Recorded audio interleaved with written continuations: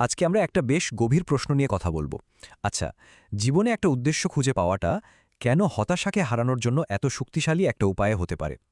চলুন আধুনিক মনোবিজ্ঞান আর ইসলামিক ঐতিহ্য এই দুটো দিক থেকেই এর উত্তর খোঁজার চেষ্টা করি।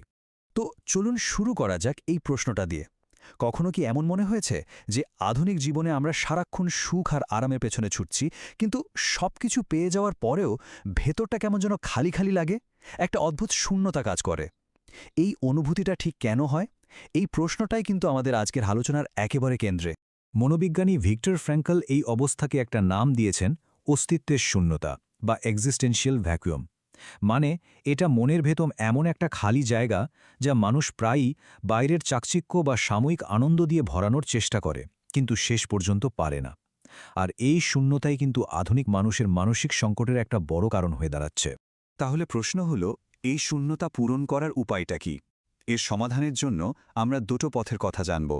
প্রথম পথটা আমাদের দেখিয়েছেন মনোবিজ্ঞানী এবং হলোকস্ট থেকে বেঁচে ফেরা ভিক্টর ফ্র্যাঙ্কল। তিনি এটাকে বলেছেন উইল টু মিনিং বা জীবনের অর্থ খুঁজে পাওয়ার তীব্র ইচ্ছা। ভিক্টর ফ্র্যাঙ্কেলের জীবনটা কোনো সাধারণ গল্প ছিল না। ভাবুন তো, তিনি নাৎসিদের কনসেন্ট্রেশন ক্যাম্পে কি ভয়াবহ অত্যাচার সহ্য করেছেন। সেখানে তার প্রায় পুরো পরিবারকে মেরে ফেলা হয়। এই চরম কষ্টের অভিজ্ঞতা থেকেই কিন্তু তার যুগান্তকারী সপ্তত্বের জন্ম হয়েছিল। তিনি শুধু কোনো মতে বেঁচে ফেরেননি, বরং মানুষের টিকে থাকার এক নতুন দর্শন তৈরি করে ফিরেছেন। ফ্র্যাঙ্কেলের এই কথাটা তার পুরো দর্শনের সারমর্ম। তিনি কনসেন্ট্রেশন ক্যাম্পে নিজের চোখে দেখেছিলেন কারা টিকে থাকছে। শারীরিক শক্তি যাদের বেশি তারা নয়, বরং তারাই টিকে ছিল যাদের বেঁচে থাকার জন্য কোনো না কোনো অর্থ বা উদ্দেশ্য ছিল। এই লক্ষ্যটাই ছিল তাদের সবচেয়ে বড় শক্তি। আর এই দর্শন থেকেই তিনি লোগোথেরাপি নামে একটা চিকিৎসা পদ্ধতির জন্ম দেন। দেখুন, ফ্রয়েড যেখানে বলতেন আমাদের মূল চালিকা শক্তি হলো আনন্দ, আর অ্যাডলার বলতেন ক্ষমতা, সেখানে ফ্রাঙ্কেল এসে বললেন না, মানুষের সবচেয়ে বড় এবং ভেতরের তাড়নাটা হলো জীবনের একটা অর্থ খুঁজে বের করা।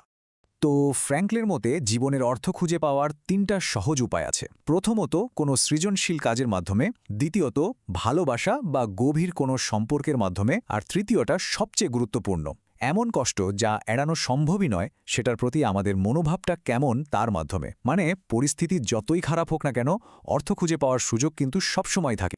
এটা তো গেল মনোবিজ্ঞানের কথা। এবার চলুন আমাদের দ্বিতীয় পথে যাওয়া যাক। এই একই বিষয়ে ইসলামিক ঐতিহ্য কি বলে? ইসলামে জীবনের উদ্দেশ্যের ভিত্তিটা কোথায় রাখা হয়েছে? ইসলামে জীবনের উদ্দেশ্যের ভিত্তিটা কুরআনের এই আয়াতে একদম পরিষ্কার করে বলে দেওয়া হয়েছে। এখানে বলা হচ্ছে, মানুষ এবং জিন এই দুই সৃষ্টির মূল উদ্দেশ্যই হল স্রষ্টার ইবাদত করা। কিন্তু প্রশ্ন হল, ইবাদত শব্দটার মানে কি শুধু কয়েকটা ধর্মীয় আচার অনুষ্ঠান পালন করা? এখানেই লুকিয়ে আছে সবচেয়ে গুরুত্বপূর্ণ বিষয়টা। ইসলামে ইবাদত আসলে একটা অনেক বড় ধারণা। এর মধ্যে শুধু নামাজ, রোজা নয়, বরং স্রষ্টার সন্তুষ্টির জন্য করা প্রত্যেকটা ভালো কাজই পড়ে। মানুষের সেবা করা, সততার সাথে নিজের দায়িত্ব পালন করা, এমনকি নিজের পরিবারের যত্ন নেওয়াও ইবাদত হতে পারে, যদি উদ্দেশ্যটা মহৎ থাকে। ইসলামী কাঠামোতে জীবনের উদ্দেশ্যটা মূলত তিনটা পিলারের উপর দাঁড়িয়ে। প্রথমটা হল এবাদত, যা আমাদের প্রতিদিনের সব কাজকে অর্থবহ করে তোলে। দ্বিতীয়টা হল খলিফা বা প্রতিনিধি হিসেবে পৃথিবীতে ন্যায় বিচার আর সুশাসন প্রতিষ্ঠা করা। আর তৃতীয়টা হল আখেরাত বা পরকালের বিশ্বাস, যা এই দুনিয়ার সব দুঃখ কষ্টকে একটা বড় পরিকল্পনার অংশ হিসেবে দেখতে শেখায়। বেশ, এতক্ষণ আমরা দুটো ভিন্ন পথের কথা শুনলাম, একটা মনস্তাত্ত্বিক আর অন্যটা ধর্মতাত্ত্বিক। এখন সবচেয়ে মজার বিষয়টা হলো এই দুটো পথ কিভাবে যেন আশ্চর্যজনকভাবে একটা বিন্দুতে এসে মিলে যায়। চলুন দেখি কিভাবে। এই টেবিলটা একটু খেয়াল করলেই ব্যাপারটা পরিষ্কার হয়ে যাবে। একদিকে আছে আধুনিক আনন্দ সর্বস্ব জীবন, যার মূল লক্ষ্য হল যে কোনো মূল্যে কষ্ট এড়িয়ে চলা, কিন্তু এই পথের শেষে প্রায় অপেক্ষা করে হতাশা। আর অন্যদিকে আছে ফ্র্যাঙ্কেলের দর্শন এবং ইসলামের শিক্ষা। দুটোই কিন্তু একটা বৃহত্তর কেন বা উদ্দেশ্যের ওপর জোর দেয়। এই পথে কষ্টকে এড়িয়ে যাওয়া হয় না, বরং তাকে একটা অর্থ দেওয়া হয়, যা শেষ পর্যন্ত মানুষকে দেয় গভীর এক শান্তি আর সহনশীলতা। ফ্র্যাঙ্কল এই অবস্থাকে একটা দারুণ নাম দিয়েছেন, ট্র্যাজিক অপটিমিজম। এর মানে হল জীবনের ট্র্যাজেডিগুলো, মানে কষ্ট, অপরাধবোধ, এমনকি মৃত্যু, এই সব কিছুকে মেনে নিয়েও আশাবাদী থাকা। কারণ যখনই আমরা কষ্টের মধ্যে একটা অর্থ খুঁজে পাই, সেই কষ্টটা আর বোঝা মনে হয় না, বরং সেটা একটা বিরাট অর্জনে পরিণত হয়।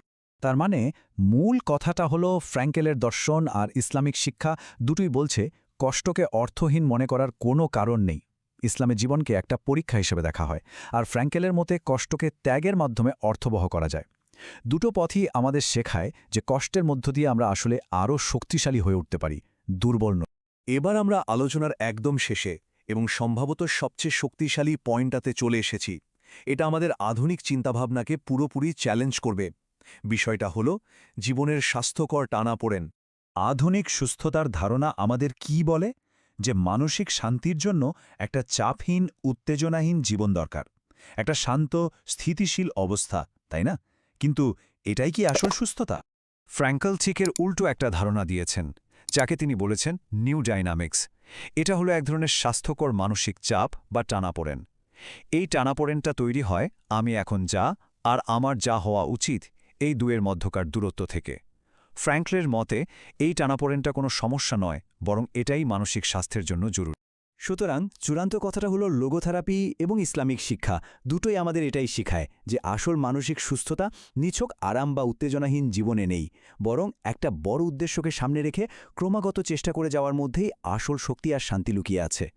আমি এখন কে আর আমি কি হতে পারি, এই ব্যবধানটাই আমাদের এগিয়ে চলার প্রেরণা যোগায়। তাই এই বিশ্লেষণ শেষে প্রশ্নটা আমাদের সবার জন্য, এই যে দুনিয়া প্রতিনিয়ত আমাদের আরাম আর তাৎক্ষণিক আনন্দের দিকে ঠেলে দিচ্ছে, এই স্রোতের বিপরীতে দাঁড়িয়ে আমরা নিজেদের জন্য কোন গভীর অর্থটা খুঁজে নেব? সেই অর্থ যা জীবনের সব ঝড়কে মোকাবেলা করার শক্তি যোগাবে।